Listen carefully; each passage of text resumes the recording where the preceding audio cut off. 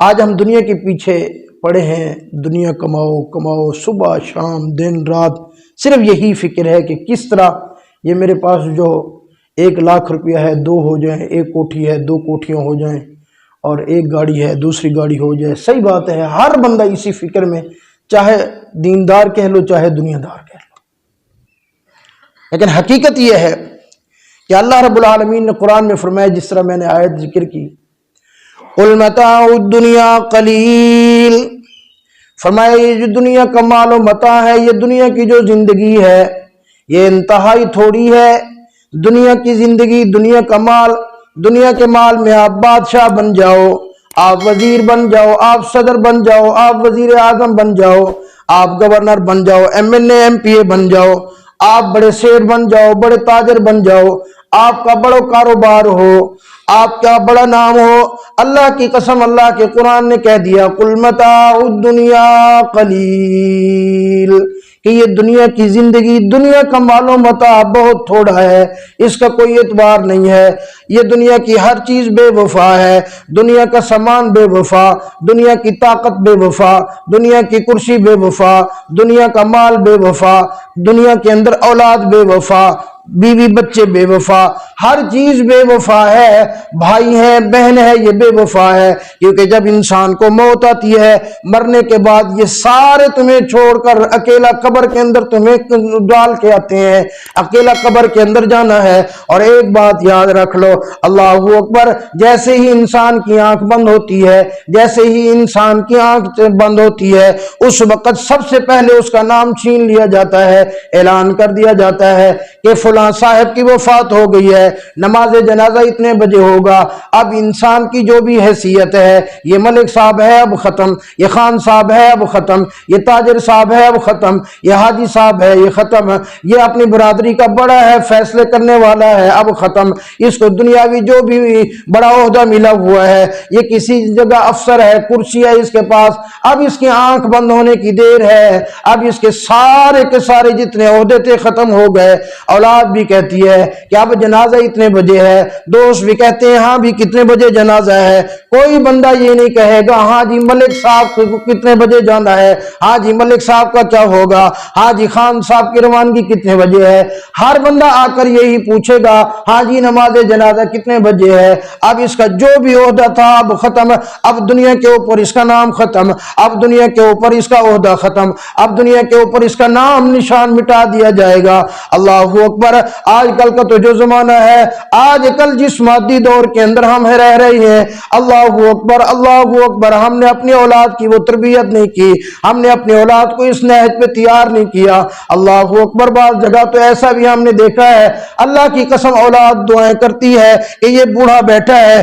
یہ بوڑھا مال کے اوپر سانپ بن کے بیٹھا ہے، یہ جائیداد کے اوپر سانپ بن کے بیٹھا ہے، اس کو کب موت آئے گی، یہ مرے گا تو ہمارے کوئی وارے نیارے ہوں گے۔ اور ایک بات میں آپ سے بھی درخواست کرتا ہوں، اپنے گھروں کے اندر بے دینی کی وجہ سے جو بڑے لوگ بیٹھے ہوئے ہیں اپنے مال کے اوپر، ٹھیک ہے اس کا اپنا مال ہے، اگر وہ اپنے بیٹے کی شادی کرتا ہے اس کو الگ کر دے، اس کا مال الگ کر دے، اس کو چیزیں الگ کر دے، ورنہ اگر آپ کو میری بات پہ یقین نہ آئے تو کبھی اپنی بہو اور اپنے گھر کے اندر، اپنی بہو کے باہر کمرے کے اندر کان لگا کے سننا، جب اپنے وہ خاوند سے مانگتی ہے کہ مجھے یہ چیز چاہیے، اس کا خاوند کہتا ہے میرے ابو سے لے لو، تو اس وقت وہ بچے بھی کہہ رہے ہوتے ہیں کہ پتہ نہیں ہمارا دادا کب جائے گا۔ اللہ اکبر، اس کے مرنے کی دیر ہے، وہ خوشیاں مناتے ہیں۔ کئی واقعات ایسے ہیں، اب تو یہ ٹیکنالوجی کا دور ہے، آپ کو سوشل میڈیا کے اوپر کئی واقعات ایسے مل جائیں گے کہ ابھی باپ کی میت رکھی ہوئی ہے اور اولاد جائیداد کے اوپر لڑائی جھگڑا کر رہی ہے۔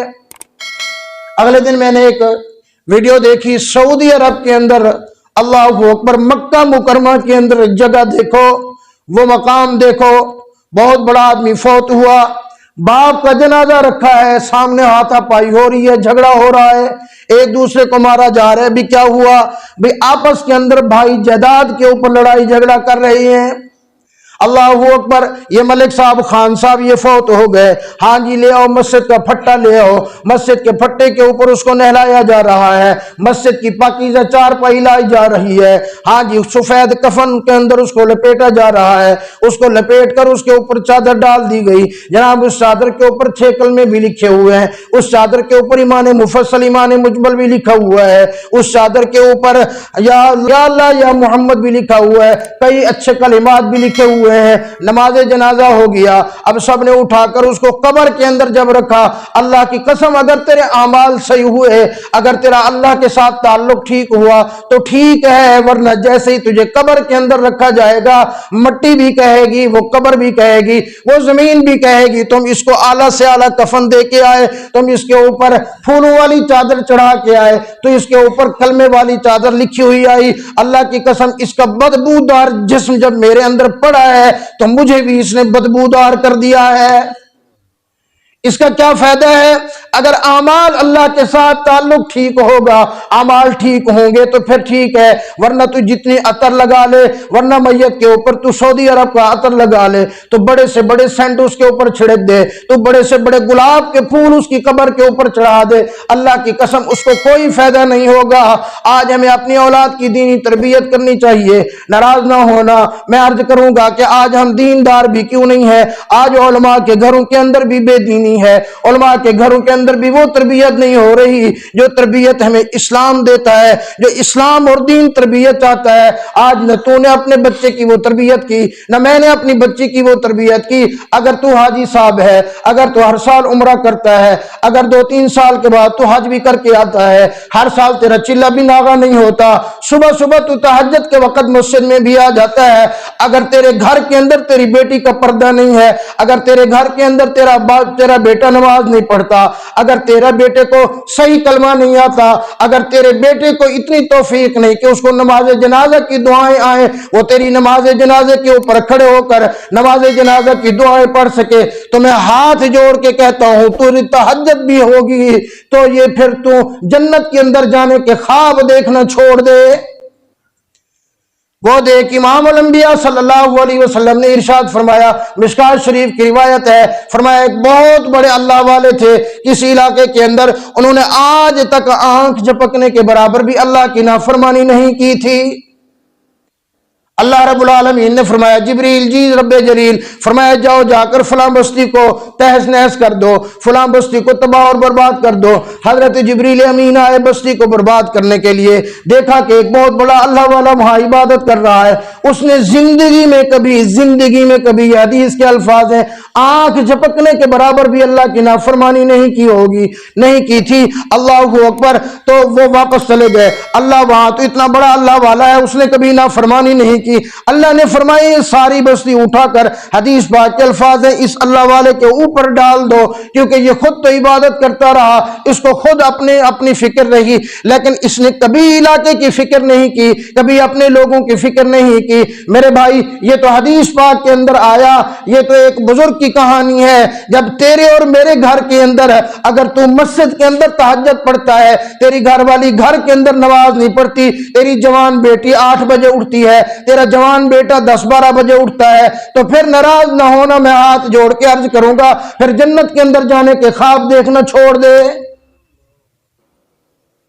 تجھے حساب دینا پڑے گا، تمہیں ان کا جواب دینا پڑے گا۔ اور تو جو حلال اور حرام کی کمائی کر کے یہ کہتا ہے کہ میں اپنے بیٹے کو یہ کوٹھی تیار کر کے دے جاؤں، میں اپنی بیٹی کے لیے یہ گاڑی تیار کر کے اس کو دے کے جاؤں، یاد رکھنا اگر تو نے حرام کا کسی کا حق مارا ہے، اگر حرام کھایا ہے، کسی کے اوپر ظلم کیا ہے، پتہ نہیں وہ تیرا بیٹا اس کوٹھی کے اندر زنا کرے گا، پتہ نہیں تیرا بیٹا اس کوٹھی کے اندر شراب پیے گا، پتہ نہیں تیرا بیٹا اس کوٹھی کے اندر کیا کرے گا، کیونکہ جو حرام کی کمائی ہوگی، حرام کی کمائی جاتی بھی اسی طرح ہے، وہ گناہ کرے گا، وہ جرم کرے گا، اس کا جواب تجھے قبر کے اندر دینا پڑے گا۔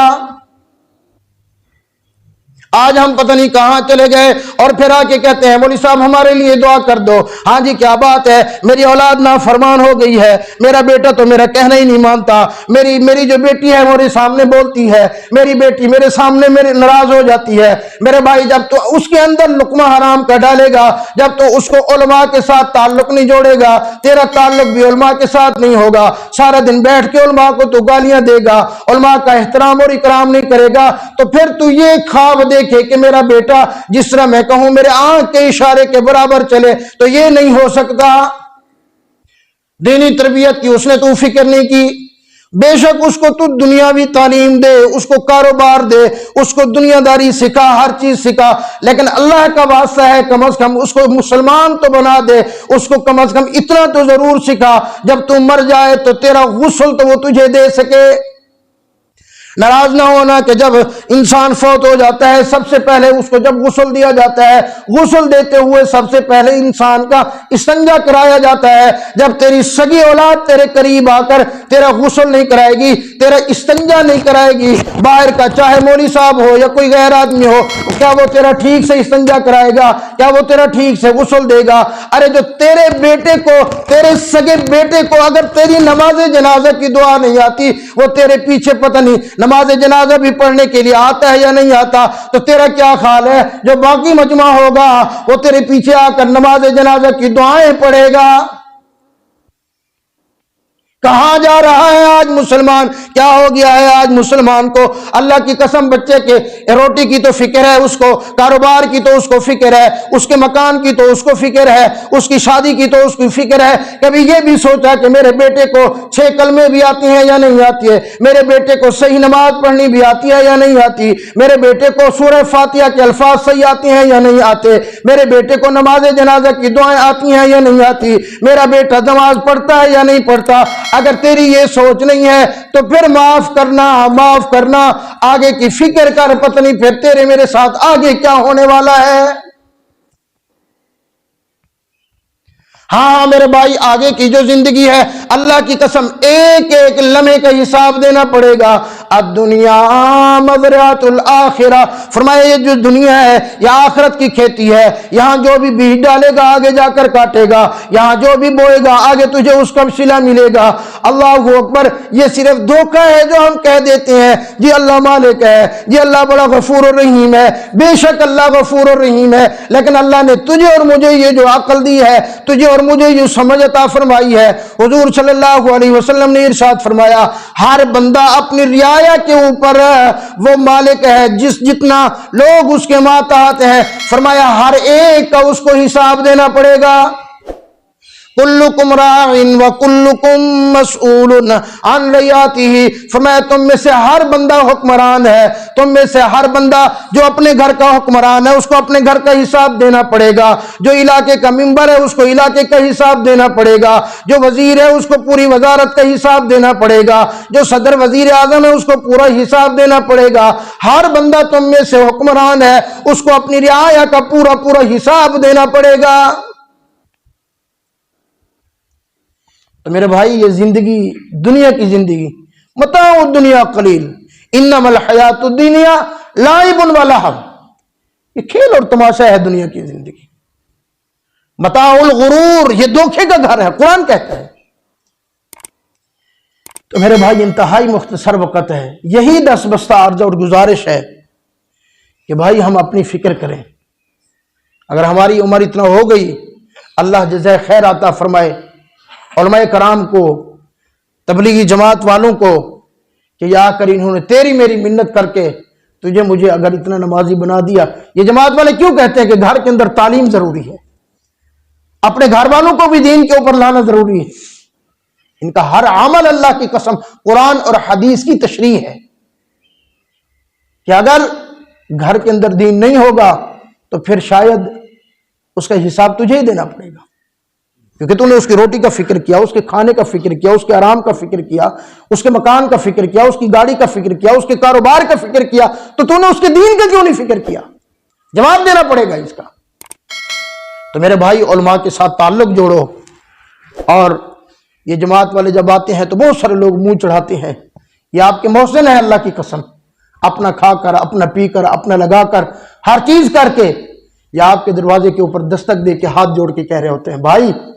دین کی بات سن لو۔ ان کو دیکھ کر یہ نہ کہا کرو یار یہ پتہ نہیں گھروں ہی ویلے ہو گئے۔ علماء کی خدمت کیا کرو، علماء کے ساتھ تعلق رکھا کرو۔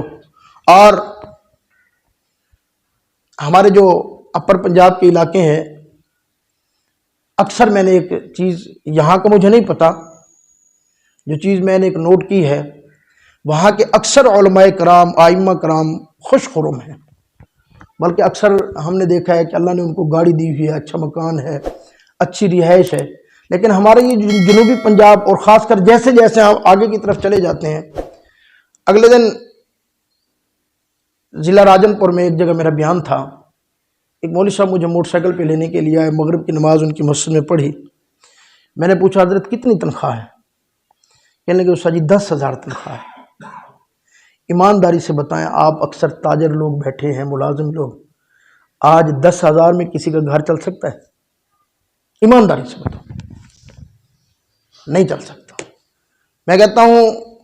کہ گزارا بھی کرو نا، گزارا 40 سے 50,000 میں گھر چلتا ہے، جس کے 5 7 8 بچے ہوں تو پتہ نہیں، اب اللہ عالم، یہ نہیں ہے کہ میں کوئی وہ کر رہا ہوں کہ یہاں کی کیا صورتحال ہے، اللہ کرے بہتر ہو۔ ایک دفعہ ہمارے ایک شاگرد تھے، مجھے کہنے لگے استاد جی، یہ جنوبی پنجاب کی بات ہے، ایک اور مول صاحب میں نے پوچھا حضرت آپ کی کتنی تنخواہ ہے؟ کہنے لگے کہ 4,000 میری تنخواہ ہے مسجد میں، اور ابھی ان کو میں نے کہا یار مہنگائی ہے کچھ، میرا سوچو تو انہوں نے 5,000 کر دیا۔ یار اتنا، میں یقین کرو سوچتا رہا، پریشان رہا۔ میں آج سے 3 4 سال پہلے ایک جگہ امامت کرتا تھا، اس وقت میری 17,000 تنخواہ تھی، گیس بھی فری، بجلی بھی مسجد کی طرف سے، مکان بھی مسجد کی طرف سے، گندم بھی مسجد کی طرف سے۔ میں نے ان کو جواب دے دیا، میں نے کہا جی میرا اس میں گزارا نہیں ہوتا۔ انہوں نے کہا 20,000، میں نے کہا میرا گزارا نہیں ہوتا۔ جو ایمانداری سے اگر ہو، اگر آپ کہو کہ میں پھر کوئی اور دوسرے طریقے ہوتے ہیں 100 طریقے، تو اس طریقے سے اگر پھر دیکھو نا، پھر یہی ہوتا ہے کہ انسان کو آپ راستہ دیتے ہیں۔ ایک چیز ذہن میں رکھیں، آپ کی مسجد کا امام اگر خوش خرم ہے تو اللہ پاک اس پورے علاقے، پورے محلے کے اوپر معاشی خوشحالی لا دیتے ہیں۔ اگر آپ کی مسجد کا امام تنگ دست ہے، پریشان ہے، وہ اپنے بیوی بچوں کی دوائی کے لیے، یار اس کی بھی خوشی ہے، غمی ہے، شادی ہے، ہر چیز ہے، وہ بھی انسان ہے، اگر وہ پریشان ہے تو اللہ اس کی وجہ سے پورے کے پورے علاقے اور پورے محلے کے اوپر تنگ دستی مسلط کر دیتے ہیں۔ یہ بڑے علماء سے سنا ہے میں۔ بہرحال اللہ کرے آپ کی مسجد میں ایسی صورتحال نہ ہو، تو ان چیزوں کو یہ دیکھنے کی چیزیں ہیں، یعنی یہ احساس ہمیں آج کل نہیں ہوتا۔ دعا ہے اللہ رب العالمین ہمیں عمل کرنے کی توفیق عطا فرمائے۔